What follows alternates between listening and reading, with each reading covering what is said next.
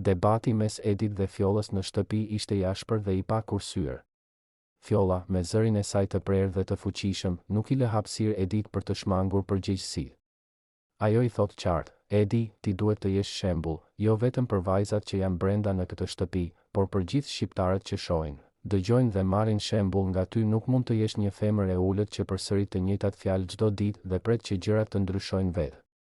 Nuk mund të shkojmë përpara duke mbuluar boshllëqe me fjalë boshe. Tensioni rritet dhe situata bëhet e padurueshme. Fjolla kohet në këmbë, i ngrihet Edit përballë dhe nuk e lë të anashkalojë fjalët. Ajo i vendos kërcënimin e qartë, të padiskutueshëm. Shpreha e saj është si një mur që nuk lejon përçarje ose indiferencë.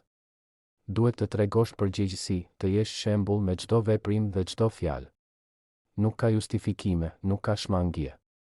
Çdo ditë që ti përsërit të njëjtat gabime, nuk humbet vetëm ti, por edhe gjithë ata që mbështeten të shembulli yt. Edi mundohet të përgjigjet, por tensioni dhe qetësia e vendosur e Fjollës e bën të duket i vogël. Çdo përplasje në këtë shtëpi nuk është thjesht debat i zakonshëm, është përballje mes përgjegjësisë dhe indiferencës, mes shembullit dhe të ulurit. Fjolla qëndron e drejtë, me sytë drejt Edit, dhe nuk pranon asnjë shpjegim të dobët. Ajo i kujton se secili veprim, secila fjalë, lë gjurmë që nuk zhduken.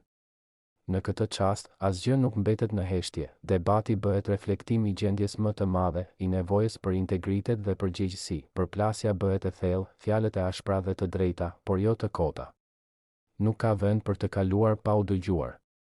Fjolla nuk ul syt, nuk shkon pas emocioneve të dobëta të Edit. Ajo është mbështetëse vetëm e asaj që është e drejtë, e forcës dhe e shembullit që duhet të jepet, jo e përsëritjes së boshllëqeve të dieshme. Kjo është çështja e vërtetë, dhe secili që është aty kupton se përplasja nuk është thjesht konflikt personal, është mësim.